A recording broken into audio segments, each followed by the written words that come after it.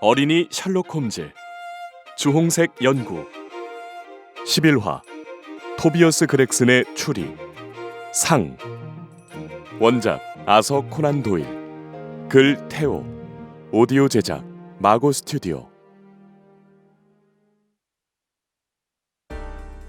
다음날 아침 신문에서는 이 사건을 브릭스턴 거리의 괴사건이라는 제목으로 크게 보도했어.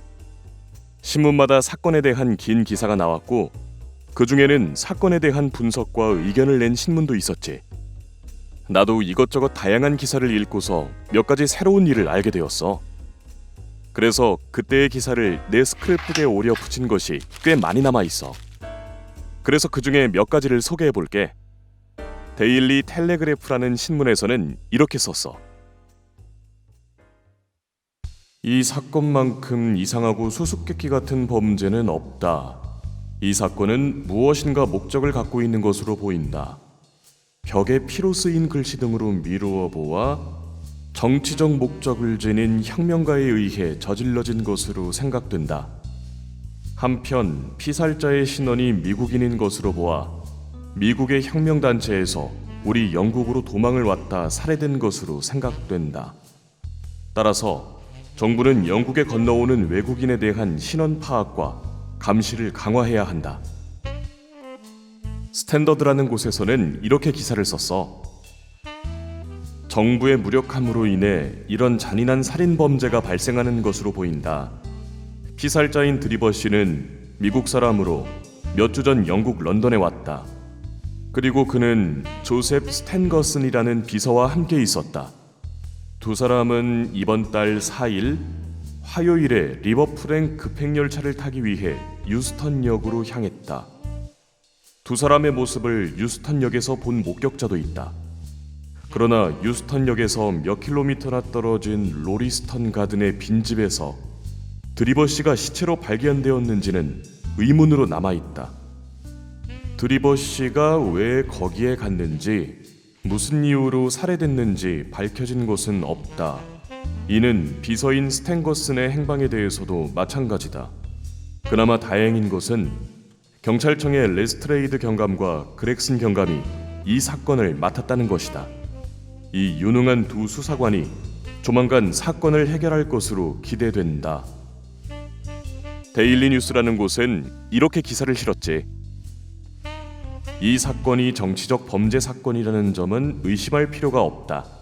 유럽 대륙의 여러 나라가 혁명 사상을 억압하고 있다. 이 혁명 사상 때문에 추방당한 많은 사람들이 우리 영국에 와 있다. 이 사람들은 착한 시민이지만 잔인하게 탄압을 받은 후 변했을 것으로 생각된다. 이 사람들 사이에 엄격한 규율이 만들어졌는데 그것을 어기면 죽음으로 대가를 치러야 하는 것으로 보인다. 따라서 피살자의 진실을 알기 위해서는 제일 먼저 비서 스탠거슨 씨의 행방을 찾아내야 한다. 죽은 리녹 드리버 씨와 비서 조셉 스탠거슨 씨, 두 사람이 묵었던 하숙집을 알아낸 것은 정말 큰 수확이다. 이 때문에 수사는 급진전을 보일 것으로 예측된다. 이것은 경찰청 그렉슨 경감이 벌인 멋진 수사의 결과로 알려졌다. 홈즈와 나는 아침 식사를 하면서 이런 기사들을 읽었어. 홈즈는 기사의 내용이 무척 마음에 들지 않았나 봐. 이것 봐. 내가 뭐라고 했지? 레스트레이드와 그렉스는 사건이 어떻게 되든 이득을 보게 되어 있다고. 그래도 수사 결과가 어떻게 나오느냐에 따라 바뀌지 않겠어? 아니, 절대 그렇지 않아. 범인을 잡으면 두 수사관의 노력 덕분에 라는 평가가 나올 테고 범인을 잡지 못하면 두 수사관이 노력했지만 이라는 평가가 내려질 거야. 사건이 어찌 되건 두 사람은 인정받을 거야. 그때 현관 쪽에서 시끄럽게 계단을 올라오는 발소리가 들렸어. 놀란 가정부가 비명을 지르는 소리도 들렸지. 그러더니 꽝 하고 문이 열리면서 낡고 지저분하고 냄새나는 옷차림을 한 소년 6명이 들어왔어. 왔는가 단원들. 여기 내 친구 왓슨 앞에 정렬하도록.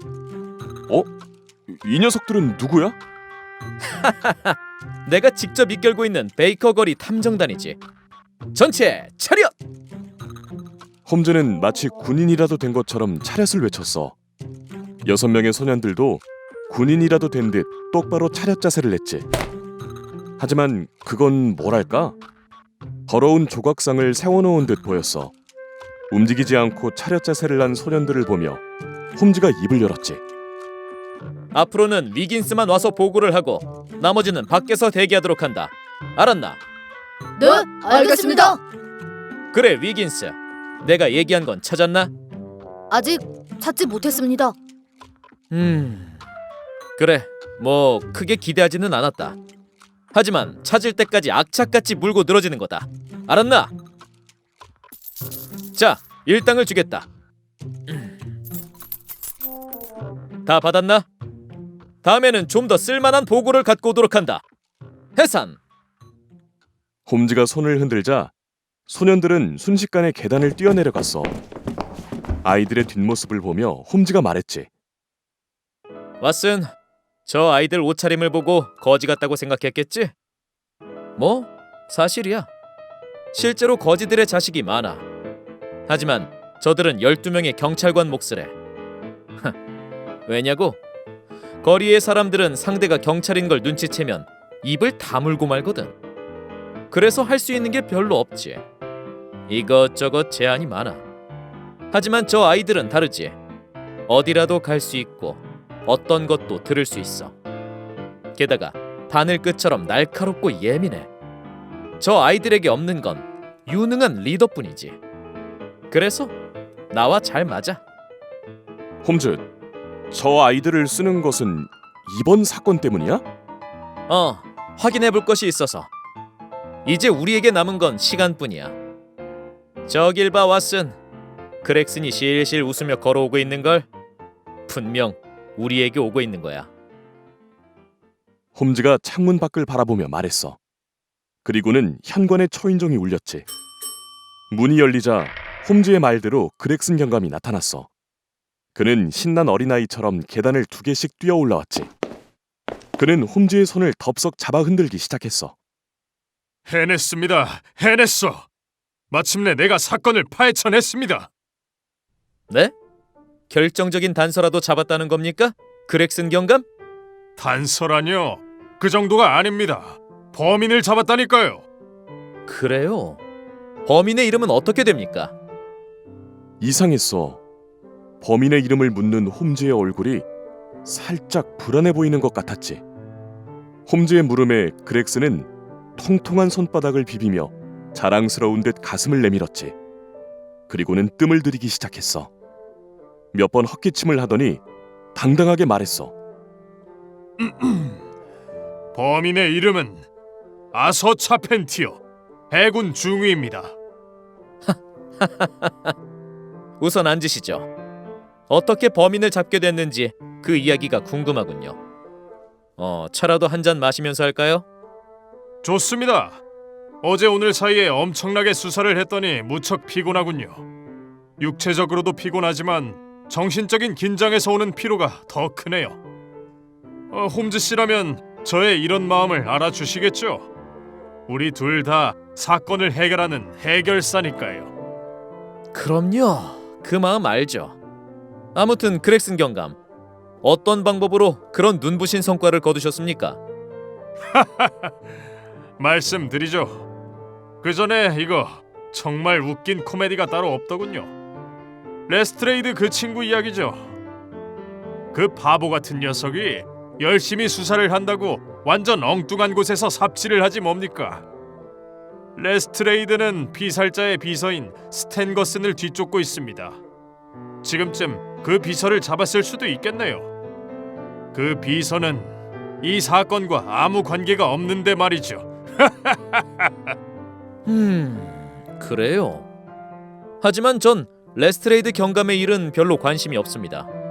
그렉슨 경감이 어떻게 단서를 잡았는지가 궁금하네요. 모두 말씀드리죠. 그런데 왓슨 씨, 이 이야기는 꼭 비밀로 해주셔야 합니다. 아셨죠? 그럼요. 당연하죠.